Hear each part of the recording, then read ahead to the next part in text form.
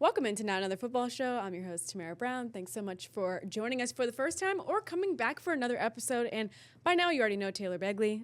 She's been here on a few shows. She is a favorite of the show because she brings the juice. She's so much fun, and she's here for whatever shenanigans I have, which today, obviously, instead of 12 days of Christmas, we're doing 12 days of NFL, our favorite moments, highlights, games, plays of 2025. These are in no particular order because I feel like it would be too hard for us to sit here and rank all of these because I don't even know what Taylor has today.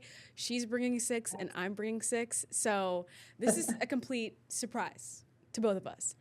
But I'm going to go first.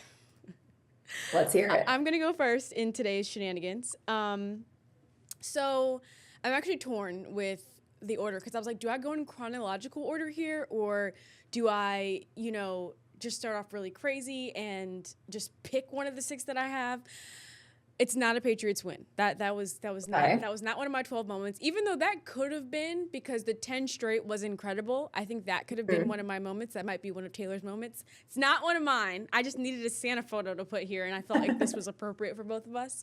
But I'm gonna go with Bills-Ravens to open the season, Sunday Night Football, Week 1. That was an incredible start to the season. Like, it was amazing because when you think about it, you would love to see Josh Allen in the Super Bowl. You would love to see the Ravens in the Super Bowl, but you can't have both of them in the Super Bowl because they're both in the AFC. So it was kind of nice to see like a preview potentially for the postseason, even though little did we know weeks later that the Ravens would be without Lamar Jackson for a while and lose so many games and go downhill as you just referenced. Same with the Bills. I think Week 1, after watching that game, it was just like, I feel like the stakes were so high. We were so amped up because it was an incredible game back and forth. I actually thought the Ravens were going to win that one. They were up 15 with like 4 minutes left, I believe. I actually went to bed and was like, wow, what a win for the Ravens to start the season. Woke up and I was like, huh? And I think the final score was like 41-40 or something like that. Wasn't expecting it. But with Josh Allen, you can never count that man out. To see him score, like to come back from being down 15 with like 3 or 4 minutes left in the game is insane. So for me, that was one of my favorite games this season, and it happened to be Week 1, Sunday Night Football. Yeah, this season came in hot for sure. And I mean, you mentioned Josh Allen. The Patriots got a taste of that this past weekend. But this isn't one of my picks, but I kind of, wanted to throw this in there. Even just how the season started on that Thursday night with the Eagles and Cowboys and the fights and this, ejections on like the first play, it's it really came in hot, with the rivalries, with the preview matchups and all of that. Like, great season that we've had so far. But I'm going to go with I'm scared. Something a little bit different. Okay? For my first moment. I'm scared. And this is like maybe some recency bias, but I do think that it is an incredible moment that we're going to be talking about for years to come. And that is old man Grandpa Phillip Rivers coming back for the Colts and nearly leading them to a win, okay? Playing a serviceable quarterback position. I knew. I was like, she's going to pick this. You knew it, right? I loved it. I texted you right as it happened. Yeah. I was watching Monday Night Countdown last week at the gym. I'm on the treadmill with my phone laughing because I cannot believe that this is happening. What? Excuse me? And I'm just looking at like Swagoo's face, like, no, like, And when he showed up to practice, like before we even get to the game, because you were talking about the game, when he showed up to practice, like the clips of him at practice, it looked like he had on like a pillow underneath, like the shoulder pads and stuff. Like there looked like a lot of protection there, or maybe maybe he's put on a few pounds because it's been a few years. Put on a few, yes. It could have been a mixture of both, but I mean, the Colts are like, man, we have a chance at the playoffs. Like, we don't have Daniel Jones anymore. I honestly, I don't even know what their quarterback room is outside of Daniel Jones. So I don't know what other options there are. Taylor, I was thinking maybe they could have called and got Jameis Winston, Russell Wilson. Like, the Giants have numerous quarterbacks. But, I digress. I'll let you continue. So you got Phillip Rivers, right? Because you can't, trade that deadline come and gone. So you don't have the option there to trade. So you have to sign somebody, or you got to, got to do something. You got to get creative, right?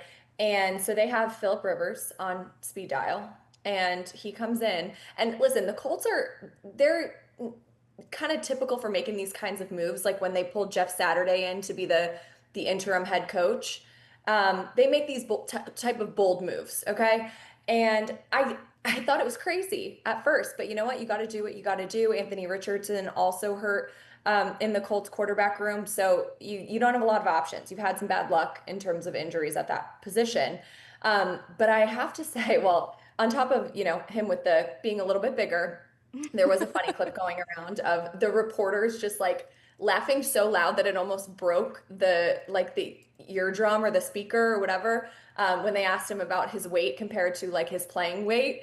And clearly he's, a lot bigger now than he was the last time that we saw him playing, because he's just been, old Grandpa Rivers, living his life. But my favorite part was he is a high school football coach in Alabama, and there was a clip of all the kids that are on his team having a watch party. And when he threw his first touchdown pass, after being back, for first time in 5 years, you see all of the players just like shouting and screaming, and it's just really cool. Like to think about, this guy is just, again, like a quarterback playing with house money. Like he's got potentially a, Hall of Fame career already in the books, and you're out there just like slinging it for fun essentially at this point, just trying to, do something for your team. And yeah, it was just great. I love it. Moment. It's awesome. And he had a great quote post game, just talking about like, how you can be afraid or you can go and do something like that, and hoping to inspire, his team and his kids, and, other people out there, young kids, young people out there, to not be afraid and to just go for something. So really great, wholesome story there. And we'll see how the rest of the season plays out with Old Man Rivers at quarterback. And because of Old Man Rivers at quarterback, you have the people that are like, Tom Brady's next. Tom Brady's next. He's coming back. He's coming back. Like, he's coming back. Like, he's going to come back and play for a team that needs a quarterback. And I'm like, first of all, I don't even know if that's allowed, considering, like, his responsibilities with the Raiders and on TV. I'm like, I don't think that's allowed. I don't think that's allowed. I don't know, but the wheels are definitely turning, because he's a competitor, and I can see him being like, oh, I'm coming back now. Maybe he probably crossed his mind. Maybe. I mean, especially for a second. What's that graphic that's been floating around now, because the Chiefs are officially eliminated? I think they said this is our first playoffs without Mahomes, Brady, and I forgot the other one. Manning. And since like the late 90s. Yeah, and so it's like I could have him thinking like, let me mess up this graphic and come back. But I don't think that's gonna happen. I don't think that's gonna happen. That was a good one, Taylor, because I don't think anyone had that on their bingo card for 2025 in the NFL. Never. Like that was not even a thought. No, I never thought I was going to see Philip Rivers back in a football uniform. Here we are. I wonder, like, if someone has the numbers on jersey sales, because like, can you go get a Philip Rivers like Colts jersey now? Like, can you go, like, you think it's available, or you have to custom make it? I don't know. That's a good question.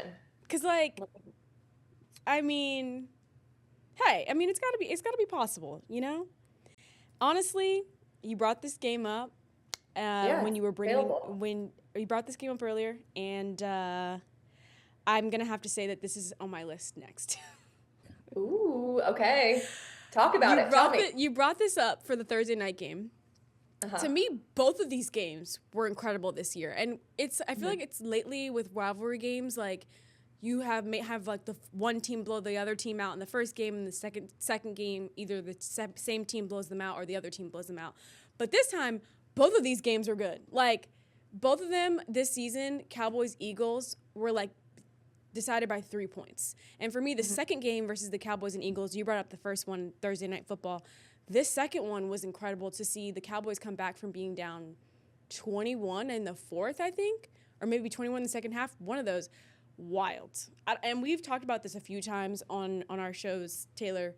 Don't know what's going on with the Eagles. I think that was kind of like the beginning of the domino effect of games that they've lost since that game. But, like, I love rivalry games, especially when they're good games. Like, I hate when they're one-sided and you're like, okay, who's a rivalry that is kind of like one-sided? Maybe, like, Giants-Commanders. Well, I feel that's like kind of it's not fun to watch either one of those teams. But, like, Cowboys, Eagles. Patriots, Jets. Okay, yeah, that's a good one. It's not even a rivalry. Like, it's not That's even. what I mean. Like, those games where you're like, I have to play them twice a year, and it's a rivalry game, yes, historically, but like, no one's watching it. Like, let's be real. Right. When the Patriots Right. Jets play again at the end of the season, probably not watching it. Probably not watching, like, because at that point, potentially the Patriots may have like locked in their seat already. What's the point of playing Drake May or any of our starters, because they might get hurt? So then you're really going to be watching a bad game. But for me, the Cowboys-Eagles games, they were both like, I think one was like 21-24, or I think both of them were around that same score. So for me, it's like, I love a good rivalry game when they're like that. They're so fun to watch. You don't go to bed like me. Look, I mentioned in the Ravens-Bills game where I was like, oh, the Ravens are up 15 with 3 minutes left. I'm going to bed. No, you stay and watch to the very end. And that, to me, I want to see more NFL games like that, more rivalry games like that. I have said this so many times, but I wish I was a fan of an NFC East team, because just the rivalries within the NFC East, like, there's so much competition there. Like, even when certain teams are having bad years, there's still competitive games amongst those teams. And I feel like also within the four teams that are in that division, every year, each of those teams have maybe had, especially in recent memory, the Giants have won Super Bowl in, has it been the past decade at this point? I guess like borderline past decade. And, you have the Commanders, who were just in the NFC Championship game last year. The Cowboys and Eagles have been strong teams as of late. So you have very competitive games year after year, and it just makes it so much more fun. You're right, though. And even like looking at, so kind of, I feel like in the AFC East, like the Patriots are kind of running away with it. I mean, yes, the Bills are still in it, but like it's not as It's close as when you look at the NFC. Like, it's like, right, right. it's And going to go I down to think, the wire. especially growing up as a Patriots fan, it was never close, really. Uh, so I do like now that at least, hopefully for the foreseeable future, you'll have that competition between the Patriots and Bills. And I think that rivalry is going to be really fun to watch over, the course of years, as Josh Allen and Drake May are leading these two teams. And it's going to be, interesting. The Patriots obviously control their own destiny. They just have to win out. But it could get interesting if they don't. And one of those teams that they're going to have to face is the Ravens, which could be a little bit of an interesting game for New England. So we'll see. We'll see what happens. And then to rivalry again, in the division, you never know. Like, even when the teams are bad, sometimes, I wouldn't say so much with the Jets, but with Miami, they have That's a had good their share one. of losses against Miami, even though Yeah, they should win. that's a You good know, one. The House of Horrors down yeah, there. could be a sneaky one. That's a So good one. we'll see. All right, you're up. I'm actually kind of scared to Okay. see what you got next. All right, we'll stick with the Patriots and the rivalry there. And I think I'm going to go with just obviously their resurgence this year, like you just mentioned or earlier in the show, but 10-game win streak. Nobody expected this of them. I think we all expected them to take a step, and maybe, a good goal was to get back to the playoffs, but to be the class of the AFC East, and really one of the classes of the AFC this season, is kind of crazy considering where they came from. But I would say the moment that I want to highlight is their win at Buffalo. That was a So huge good. win. And I feel like that was kind of like their statement of, hey, we're back, we're here, and you should take us seriously. And clearly they've then gone on to prove it. Obviously, they've, people will say, had an easier schedule, but at the end of the day, it's the NFL, and to be 11-3 in the NFL is not anything to, joke about. So that is my moment. The Patriots beating the Bills for their, comeback party. Welcome to the NFL moment for this iteration of the Patriots, the Mike Vrabel, Drake May Patriots. And to do it in Buffalo is also Right. like, I mean, well, now, obviously Buffalo just got the win in New England, so they're kind of even. But to do it in Buffalo, I think, is pretty impressive, just considering we all know Buffalo's fans and how crazy they are. And so to come to their house in front of Bills Mafia and get a win is incredible. Like, it's incredible. It's incredible. Yeah, totally. For a young team too, Yeah. Very young team, new coach, still feeling each other out. Obviously, you know, Diggs coming back to his old team too. You know, you always have that where you're like, I want to come back and beat my own team. Just a lot of things. There's a picture with him like side-eyeing. That's my favorite. That meme, that? 10 out of 10. 10 out of 10. So good. So good. Okay, I'm trying to think which one I want to use next because we're not going in any particular order. No. This one you probably could see coming, honestly, because I talk about this man, I think, also every single show we have. I'm going to go find his picture right now. I think I know who it is. You know who it is. You know who it is. You know who it is. Isn't it such a blessing to play football? This man, Jameis Winston, I'm actually messing a treasure, a national treasure. This man right here. We're going to go back all the way to the beginning of 2025 here. This is at the Super Bowl, so February 2025. He was a Fox correspondent at the Super Bowl, and oh my God, like, he was incredible. Just so funny. From opening night to, you know, media, like, what was it called? Radio Row, like, just everything about him this entire week, seeing it in person, because I was there too with Galvanize, was incredible. And from that very moment, I'm like, dang, I can't wait for him to retire because he's going to be good. And actually, what was it, 2 weeks ago for the Giants bye or whenever their bye was, he went back again, and him and Gronk for Fox Sports on their, like, football show, I'm like, I cannot wait for Jameis to retire.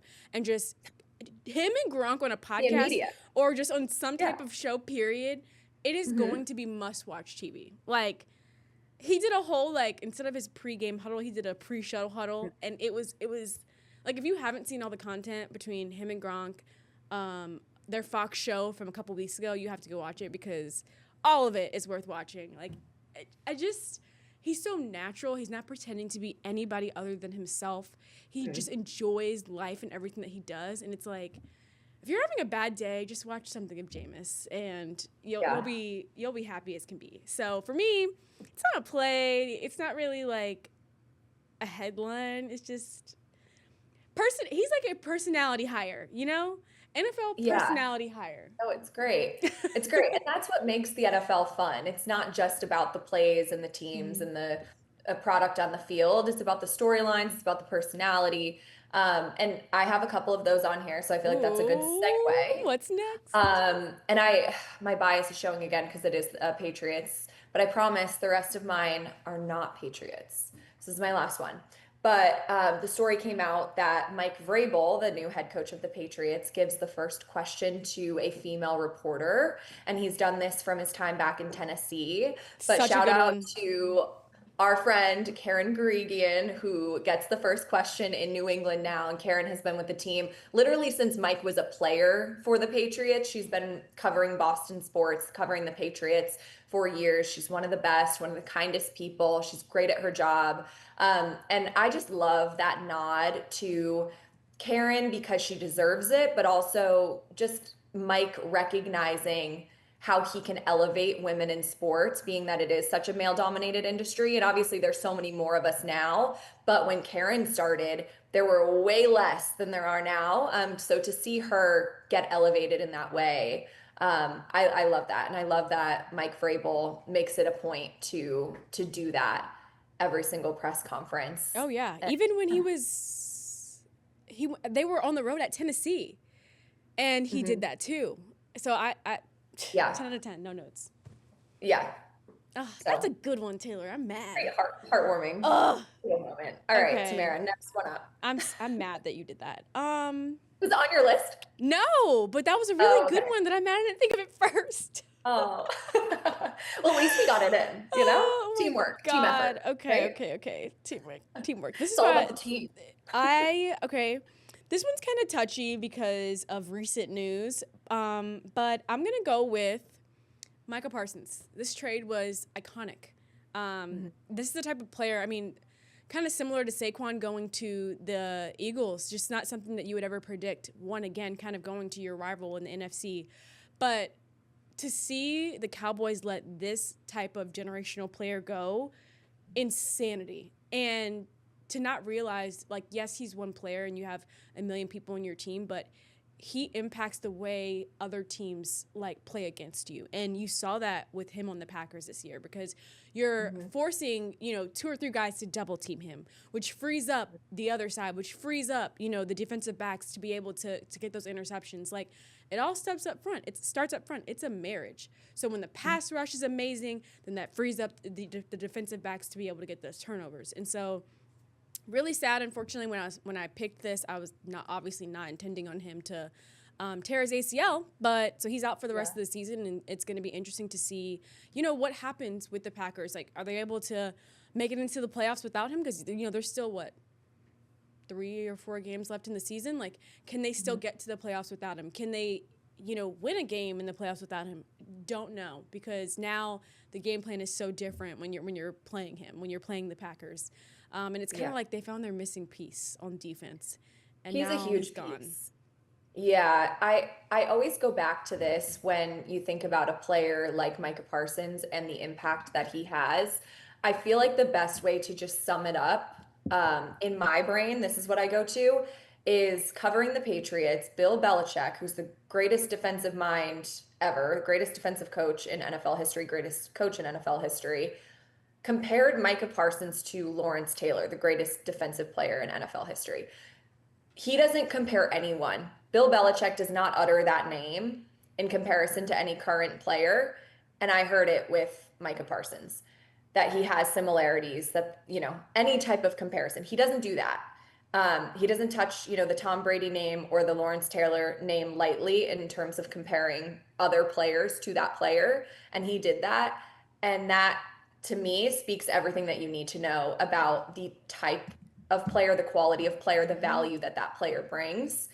And 1, crazy for the Cowboys to let him go. And then 2, obviously very unfortunate for now the Packers, who got this key cornerstone piece to their defense and to their team, and to now not have him here in the most critical part of the season. Yeah, and it's like, I remember when that news broke, like, everyone was like, is this real? Like, huh? Confused? Because it's like, yesterday's price is not today's. Like, I'm sorry, like you see it with quarterbacks. They're really expensive. Like, you're very confused looking at some of these quarterbacks and what their contracts are, but that's what they are these days. This is not, 2012. Like, the cost is different. Like, everything's more expensive. It's not just eggs, people. Everything's more expensive, and it costs money to be good. And I think the Packers got their money's worth, obviously. Wish he could finish out the season, but I think he was worth it. I think he was worth it too. And yeah, I mean, it is just the going rate. You have to, at a certain point, like, not everyone's going to be like Brady and take these team-friendly pay cuts in order to make the rest of the team good. And so, yeah, it's just what you got to do. All right. My next one. This is a little sad for one NFC East team, but the Broncos' 33-point fourth quarter comeback against the New York Giants. Okay. It was the most points by a team after being shut out through 3 quarters. Imagine that, just. And I think what makes it better. It's like not funny, but like it is funny. It's really bad. Yeah, it's just, yeah, Giant. I mean, usually it's like Jets gonna jet, but like, man, the Giants too. Like, New York football has been rough in recent history. And yeah, that's just like one of those, almost you're dumbfounded. You can't believe that really happened. And I have, Giants fans that are friends, and all of them were just completely just out of words, at a loss for words. I'm kind of at a loss for words right now, honestly. But one of the reasons I picked it, obviously a historic comeback, but I think also in the context that the Broncos are in the race for the #1 seed in the AFC East here. They're one of the best teams in the AFC this season, one of the best teams in the NFL. And I think they were a little bit of a surprise as well. I mean, they obviously have been kind of on the rise and like getting it together, but I didn't expect them to be this dominant this season the way that they have been. And that's, even against a bad team, like a pretty noteworthy win for them on their schedule. And they're going to be a tough team come the playoffs. So And honestly, you just brought up a great point. I think what could have been like a moment in itself of 2025 for this season is just like how different the playoffs are going to look. It's not just like, oh, like Brady's not in it, the Chiefs and Mahomes aren't in it. It's not that. It's just like in general, different teams are going to be in the playoffs this year. So like for me as a whole, that is incredible. And I can't even imagine just how many more views I feel like might be on the playoffs this year, just because it's like not the same old that you could have predicted week one. It's going to look so different. So I'm excited. We're not even there yet. We still got weeks to go to the playoffs. And guys, Taylor and I have only gotten, I think, halfway through this 12 days of NFL. And so we're going to have to break this episode up, unfortunately. And you're going to have to come back next week for the other half of 12 days of NFL. So thanks so much for tuning in to this week's edition. Come back for the final 6, 3 and 3 from each of us. And we'll see you then.